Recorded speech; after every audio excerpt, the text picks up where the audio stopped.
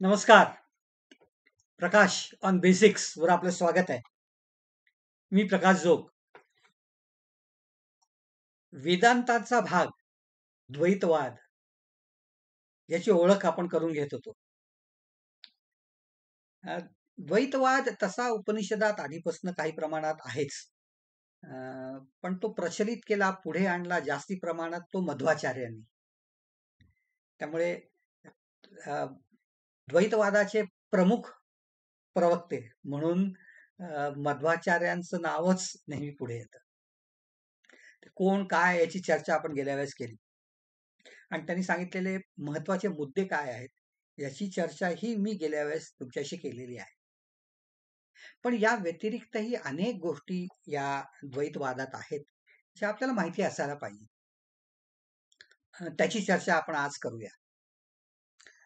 एक गोष्ट लक्षात घेतली पाहिजे की अ, वेद, उपनिषद, पुराण, बाकीच्या गोष्टी या सर्व धर्मग्रंथातील अनेक वाक्यांच्या संदर्भ मध्वाचार्यांनी आपल्या रचनांमधून आपापल्या स्वतःच्या मताच्या पुष्टीसाठी दिलेला आहे. तर प्रत्येक संदर्भ मी इथे सांगणार नाही, देणार नाही. फक्त काही एखाद वेळेस म्हणजे वेदातले आहेत, उपनिषदातले आहेत, गीतेतले आहेत, त्यांनी लिहिलेल्या ग्रंथातले आहेत. अशा अनेक गोष्टींमध्ये हे संदर्भ आहेत. मग ही मतं काय आहेत याच्याकडे आपण वळायला पाहिजे.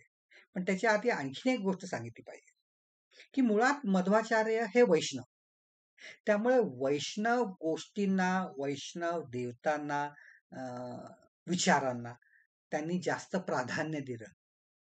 त्यामुळे या दर्शनाचं आज स्वरूप, वेदांत दर्शनातल्या द्वैत मताचं आजचं स्वरूप जे आहे त्यात वैष्णव भाग जास्ती आहे. आणि दर्शन म्हणजे फिलॉसॉफी म्हणून त्याचा विचार केला तर हा एक असा थोडासा लॉपसाइडेड भाग असल्यामुळे तो थोडासा खटकतो. पण तो बाजूला टाकून देता येत नाही. त्यामुळे त्याची चर्चा आपण करूच या. त्यामुळे तेही मी सांगतो.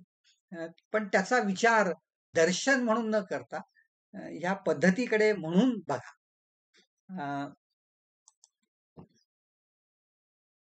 महात्म्य विष्णूचं त्यांनी वाढवलं आणि तो परिणाम त्यांच्या विचारधारेतही आपल्याला जाणवेल.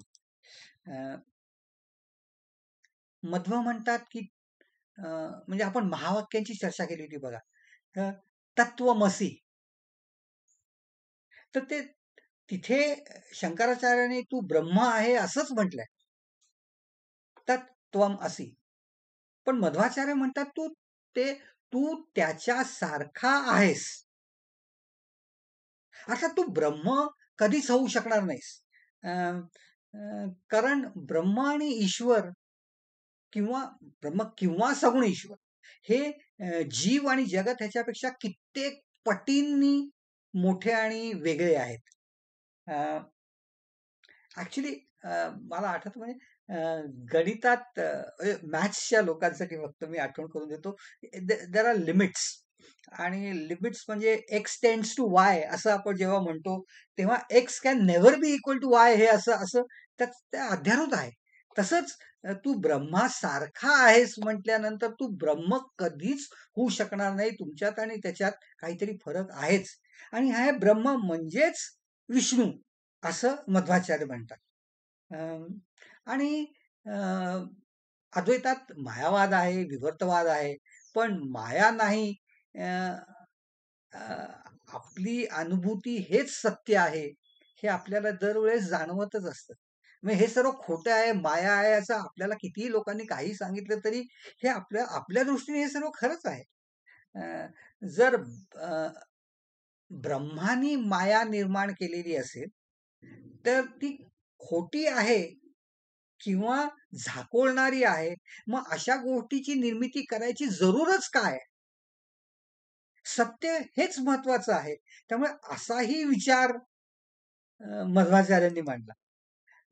जर आपण सर्वच ब्रह्म आहोत, तर सुखांना, वाईटाला कुठे जागाच उरत नाही. सत्य हेच अंतिम आहे. त्यामुळे मग वाईट पाहिजेच कशाला? हाही मुद्दा येतोच. हं. आणखीन एक गोष्ट लक्षात घेतली पाहिजे ती म्हणजे अ, आपल्या भोवती आपण सामान्य माणसं. तर आपल्या दृष्टीने द्वैत हे नैसर्गिक आहे. आपल्याला सगळीकडे द्वैत 2च काय, पण अनेक रूपात दिसत असतं. विचारात आहे, कर्मात आहे, पाप-पुण्य आहे, ज्ञान-अज्ञानात आहे, प्रकृती-पुरुष अ, हा जो सांख्यांची कल्पना आहे तीही या द्वैतावरच आहे. अ, आणि 2च नाही तर काही ठिकाणी अनेक रूपही आपल्याला जाणवतात. आणि ही 2 मूलतत्व सांख्यातली सांख्य विचारधारेची किंवा सांख्य दर्शनात ही सगळ्यांनी पुढे गीतेत काय किंवा नंतरही काय अनेक ठिकाणी वापरली गेली. तसंच मध्वाचार्यही म्हणतात, की प्रकृती ही ही विश्वाच्या निर्मितीसाठी किंवा जगताच्या निर्मितीचा भाग जो आहे, तो या प्रकृतीशी संबंधित आहे. अ, जगत अनादी आणि अनंत आहे आणि या सर्वाची निर्मिती या त्रिगुणात्मक प्रकृतीपासून होते, असं मध्वांचं मत आहे. मग आपण काय करतो? आपली कर्म कशी आहेत? तर त्याच्याबद्दल असं सांगितलं जातं, की अ, आपली कर्म ही आपल्या मानसिकतेप्रमाणे असतात. त्याचा आपल्या अ, जन्माशी, आपण किती ज्ञानी आहोत अ, ह्याच्याशी खरं तर संबंध नाही. आणि हेच आपल्याला आपल्या अनेक ग्रंथातनंही जाणवतं. प्रकांड पंडित असा हा रावण, अतिज्ञानी, असुर जन्माचा आणि वृत्तीनेही तसाच वाईट. पण त्याचा सख्खा धाकटा भाऊ बिभीषण हा अनेक मोठ्या भक्तांपैकी एक असुर असून सुद्धा विचारधाराच त्यांची वेगळी, मानसिकता वेगळी. म्हणून तो भक्त आणि भक्तीकडे वळला. आणि प्रल्हाद हा एक खरं तर असुरच. आणि असुर असून सुद्धा हा भक्त शिरोमणींपैकी एक. आणि बालक, त्यामुळे वयाचंही बंधन नाही. त्यामुळे आपली कर्म, आपली विचारधारा या सर्व गोष्टी अ, आपण कसं काय रिस्पॉन्स देतो, हे सर्व या मानसिकतेवर अवलंबून असतं. आणि असुर असणं किंवा नसणं हे चांगलं वागण्याशी जोडलेलं आहे असं नाहीच. कारण सर्वोत्तम राजा तो बली आणि तो असुरच होता. आहे. कारण तो चिरंजीवांपैकी एक. तर त्यामुळे कर्म ही आपल्या मानसिकतेप्रमाणे असतात, असं हे द्वैत मत आहे. दोष किंवा पाप हे अज्ञानानेच होतं. अ, आणि त्यातूनच चुकीचं कर्म केलं जातं आणि त्यातूनच जीव हा जन्म-मृत्यूच्या फेऱ्यात अडकून पडतो.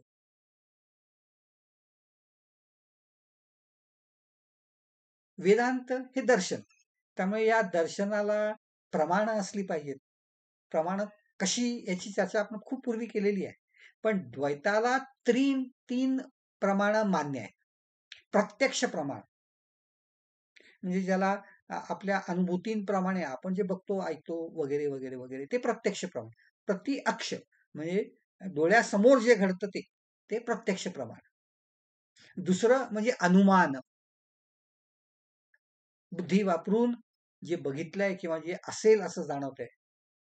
यत्र यत्र धूम्र याची चर्चा आपण पूर्वी केलेलीच आहे. आणि तिसरं म्हणजे शब्द प्रमाण.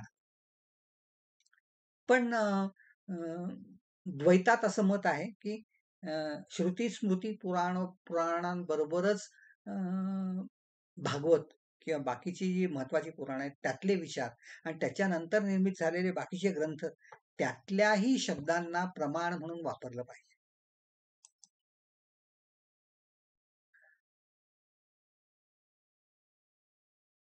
ईश्वर याची चर्चा जास्त प्रमाणात सुरुवातीपासून या द्वैत मतात केलेली आहे.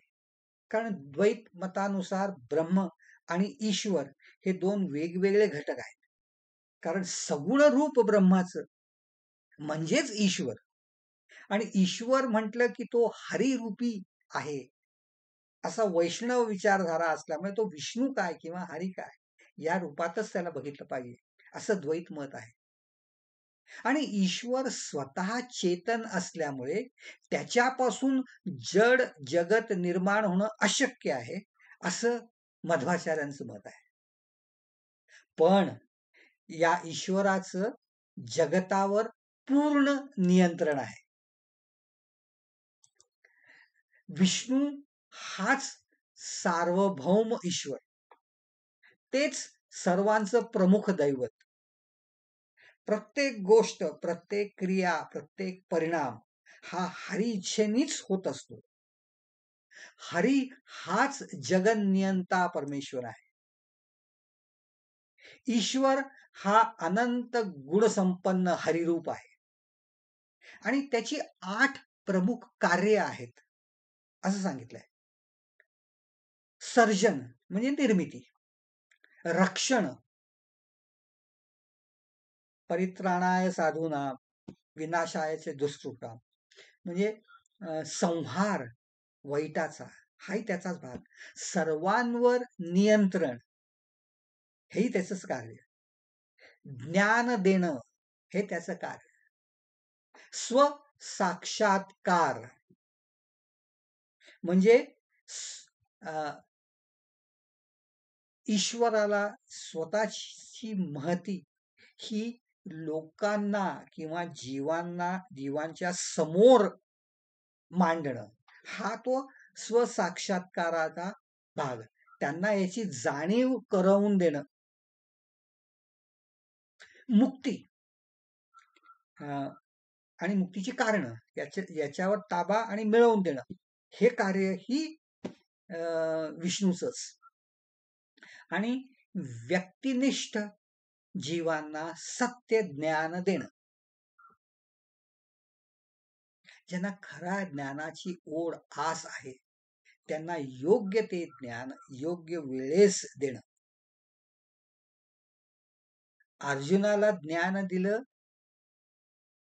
ते युद्धाच्या आधी.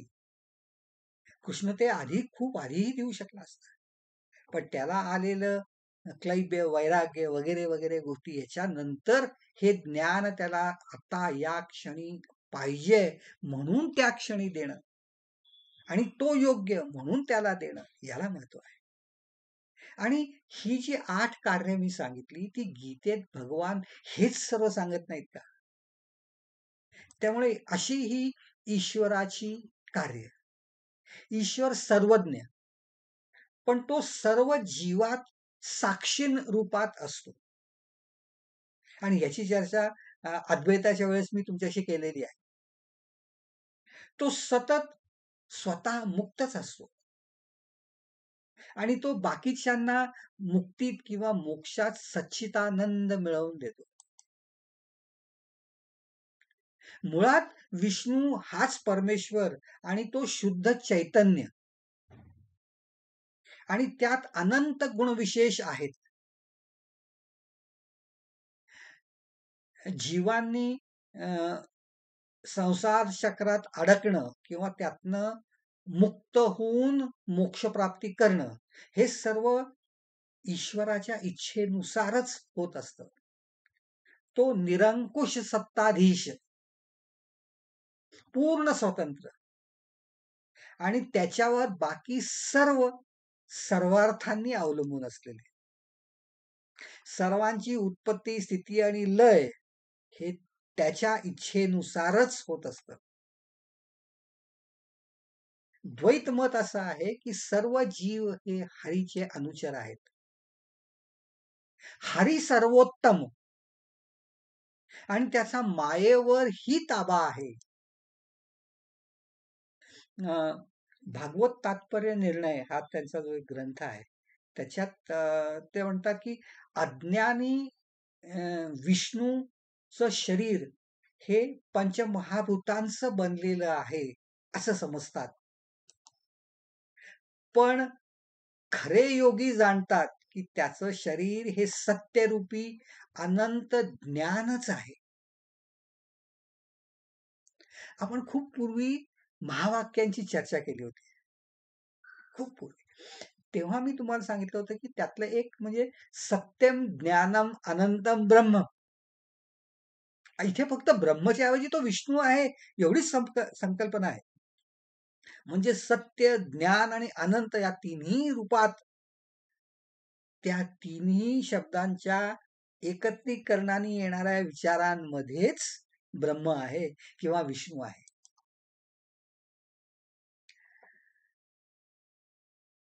द्वैताची अतिशय एक महत्वाची संकल्पना म्हणजे प्रत्येक गोष्टीत तारतम्य असतं.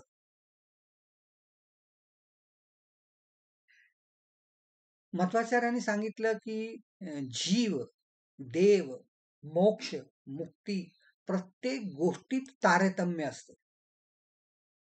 तारतम्य म्हणजे महत्वाप्रमाणे वस्तूंची उतरंड लावणं. इंग्रजीतला शब्द हायरार्की हा त्याच अर्थाचा. जीवांचं योग्यतेनुसार महत्व हे ठरवणार ते तारतम्य. मग जीव कसे असतात आणि ह्या तारतम्य कसं? तर असं म्हणतात की म्हणजे द्वैत मताप्रमाणे जीव हे 2 प्रकारचे असतात.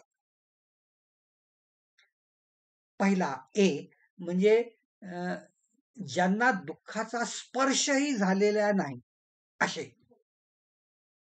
आणि यात फक्त लक्ष्मी किंवा श्री किंवा रमा ही आहे. आणि बी कॅटेगरी म्हणजे ज्यांनी दुःख कधीतरी अनुभवलं आहे असे. मग त्याच्यातही त्यांनी भेद केलाय. हे ज्यांनी दुःख अनुभवलंय त्यातला B1 म्हणजे जे आता या दुःखातून मुक्त आहेत. आणि B2 म्हणजे जे अजूनही दुःख क्लेश भोगतायत ते. मग पुढे जाऊन असं म्हणतात की या जे दुःख भोगतायत त्यांच्यातही 2 भाग आहेत. एक म्हणजे ज्यांची मुक्ती शक्य आहे ते. आणि सगळ्यात खालची पायरी म्हणजे ज्यांची कधीच मुक्ती शक्य नाही असे.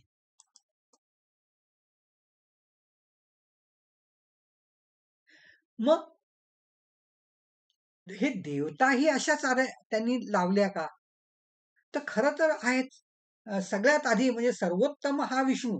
त्यामुळे त्याला पाहिरी किंवा असं काही म्हणण्याचा प्रश्नच येत नाही. तो सर्वोत्तम सगळ्यात वरचा सर्व सर्वनियंता. आणि मग त्याच्यानंतर या अनेक पायऱ्या. त्यातल्या पहिल्या पायरीवर श्री किंवा लक्ष्मी हिला दुःखाचा लिवलेशही नाही. दुसऱ्या पायरीवर ब्रह्मदेव आणि वायुदेवता. विष्णू किंवा वैष्णव मताप्रमाणे ब्रह्मा विष्णूच्या नाभीतनं निर्माण होणाऱ्या ब्रह्मदेवानी सृष्टीची निर्मिती केली ही भावना आहे. म्हणून ती ही दुसरी पायरी. तिसऱ्या पायरीवर सरस्वती कारण ती ज्ञान आहे. चौथ्या पायरीवर गरुड, शेष आणि रुद्र. रुद्र म्हणजे इथे शिव. पाचव्या पायरीवर कृष्णाच्या सर्व पत्नी. सहाव्या पायरीवर प्रमुख स्त्री देवता म्हणजे पार्वती. त्याच्यानंतरच्या पायरीवर इंद्र, यम आणि बाकीचे. 11व्या पायरीवर कुठेतरी सूर्य आणि 27व्या पायरीवर सर्व मुनी किंवा भक्तगण आणि 32व्या पायरीवर सूज्ञ मानव अशी ही उतरंड आणि रचना. आणि हे ते तारतम्य. यात सरळ आहे की याच्यावर वैष्णव विचारांचा पगडा आहेच. पण ही रचना करणं ही पद्धत महत्वाची आहे. या वेगवेगळ्या जीवांचेही त्यांनी 3 प्रकार सांगितले आहेत. पहिला म्हणजे सात्विक जीव,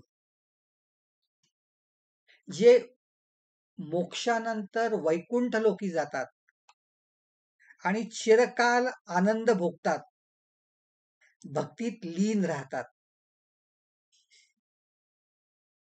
दुसऱ्या प्रकारचे म्हणजे राजस जीव,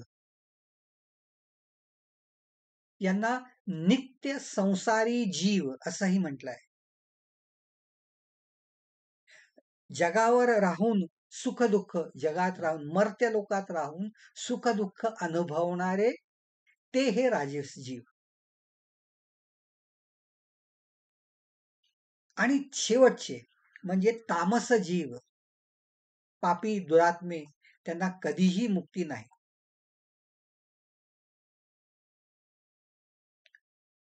आणखीन एक महत्वाचा मुद्दा जो या दर्शनात येतो किंवा या वेदांताच्या दर्शनाच्या या भागात येतो, तो म्हणजे भक्ती. महाभारत तात्पर्य निर्णय नावाचा त्यांचा जो ग्रंथ आहे, त्याच्यात भक्तीची एक छान वेगळी व्याख्या दिलेली आहे. परमेश्वराच्या अगाध महिमेचं संपूर्ण ज्ञान होणं ही पहिली पायरी. आणि ते ज्ञान झाल्यामुळे ईश्वराबद्दल उत्कट स्नेहभाव वाटणं म्हणजे भक्ती. नीट विचार केला तर हीच खरी भक्ती नाही का? आणि फक्त अशा भक्तीमुळेच मुक्ती मिळते. त्यामुळे भक्ती हेच मुक्तीचं प्रमुख साधन आहे. सत्कर्म आणि ज्ञानप्राप्ती याला जोडूनच जर भक्ती नसेल तर मोक्ष प्राप्ती नाही. आणि मग ही भक्ती कशी असावी, ह्याचा काही भागाची चर्चा मी भक्तीच्या माझ्या व्याख्यानांमधनं केलेली आहे. पण त्याचा आठवण मी इथे परत करून देतो. ही खरं तर नवविध भक्ती आणि हाच मुक्तीचा मार्ग. भागवत पुराणात प्रल्हादानी हे भक्तीची स्वरूप सांगितली आणि या ज्या पायऱ्या आहेत त्या आपल्याला माहिती आहेत. मी फक्त फक्त तुम्हाला आठवण करून देतो की श्रवण, कीर्तन, स्मरण, पादसेवन, अर्चना, वंदना, दास्य, सख्य आणि आत्मनिवेदन, अशा या 9 भगवत भक्तीच्या पायऱ्या. आणि मग ही भक्ती केल्यानंतर मिळतो तो मोक्ष. पण मोक्ष याची संकल्पना द्वैत मतानुसार पूर्णपणे वेगळी आहे. मोक्ष म्हणजे संसार चक्रातून सुटका आणि हरिचरणी अखंड स्थान म्हणजे मोक्ष.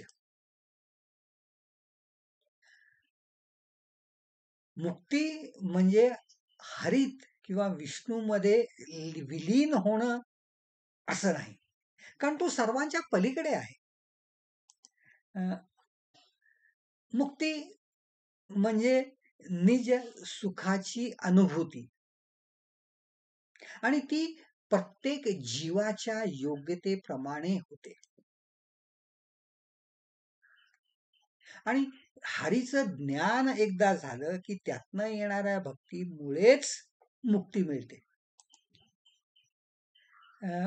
त्यासाठी सत्कर्म, ज्ञान साधना, भक्ती आणि त्याला जोडून वैराग्य, सर्व विविध आकांक्षा ज्या आपल्या आहेत, इच्छा आहेत, सर्व विचार क्लेशदायक असणारे किंवा ज्यांचं शमन करायला पाहिजे असे, त्यांचं शमन करण्याची क्षमता आणि मग हरित शरणागती या गोष्टींनंतरच मोक्ष किंवा मुक्ती मिळणं शक्य आहे. अनेक वेळा आपण अनेक वाक्यांमध्ये ऐकतो की त्याला मोक्ष मिळाला, तो अंती विष्णू लोकी गेला. म्हणजे अनेक लोक आहेत. आपण जो राहतो तो मर्त्य लोक आणि याच्या व्यतिरिक्त अनेक लोक सांगितले आहेत आणि विष्णू भक्तीनी आणि विष्णूच्या प्रसादाने मोक्ष मिळाल्यानंतर हे जीव या विविध लोकांमध्ये जातात.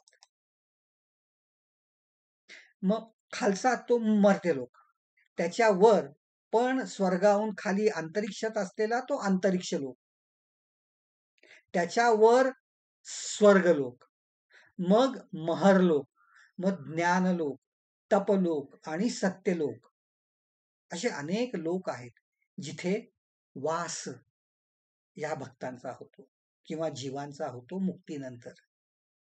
आणि या सर्वांना हरिदर्शनासाठी क्षीरसागरी जाण्याची संधी असते. मुक्तीचे प्रकार, इनफॅक्ट मुक्तीचेही त्यांनी 3 प्रकार सांगितले. सामिप्य मुक्ती म्हणजे हरीच्या जवळ राहण्याची क्षमता जास्ती असलेली, सारुप्य मुक्ती आणि सायुज्य मुक्ती असे मुक्तीचेही प्रकार सांगितलेत. त्यात अनेक भाग आहेत, त्याच्या चर्चेत मी आज आत्ता पडत नाही. असे हे अनेक विचार जे मूळ संकल्पना ज्या होत्या गेल्या वेळेस मी सांगितल्या त्याला जोडून असलेले, या द्वैत मताला जोडून असलेले काही विचार जे मी तुमच्यापुढे मांडले. मी जीव, मी सत्य आहे, माझे अनुभव मला सत्य वाटतात, माझ्या दृष्टीने ईश्वर हेही अंतिम सत्य आहे आणि माझ्यातला आणि त्याच्यातला दुवा हा भक्ती हाच आहे आणि त्याचं ज्ञान हाच आहे. खर तर आपण सर्वजण मूलतः हे द्वैतवादीच आहोत, सामान्य जन आहोत. आपल्याला आपल्या भोवतीचे अनुभव, आपल्या जन्मापासूनचे अनुभव हेच सांगत आलेले आहेत. आपला अनुभवही तसाच आहे. अद्वैतातलं जे ब्रह्म सगळं असण्याचं मत आहे ते आपले सामान्य जनांच्या पलीकडचं आहे. आपल्या दृष्टीने हा मर्त्य लोक आणि इथे सगळीकडेच आपल्याला द्वैत दिसतं. पंचभेद जे मी गेल्या वेळेस सांगितले ते आपल्याला सगळ्यांना जाणवतात. आपण सर्व ईश्वरवादी आहोत. आपल्या प्रत्येकाला असं वाटत असतं की ईश्वर आहे, तो नियंता आहे, त्याच्या कृपेनेच हे सर्व चालू आहे. आणि हीच सर्व मतं जी आपल्या पुढे आहेत, आपल्या मनात आहेत, आपले आई वडील, आपले गुरुजन, बाकीचे लोक सांगत असतात, ही सर्व मुळात ही द्वैत मतच आहेत. असं हे द्वैत मत. यात या भागात वैष्णव संकल्पना जास्ती प्रमाणात आहेत हे मान्य करा, पण मूळ संकल्पना काय ह्याचा आपण विचार केला पाहिजे. असं आहे द्वैत मत.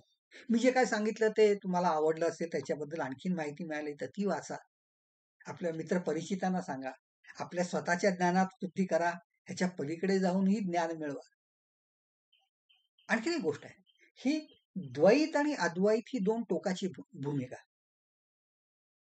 ह्याच्यामध्येही वेगवेगळे द्वैताद्वैत आहे, लिंबकाचार्यांचं मत आहे, बाकीच्यांची मत आहे. तीही हेही पंथ आज खूप प्रमाणात लोकांच्यात प्रचलित आहेत. मुळात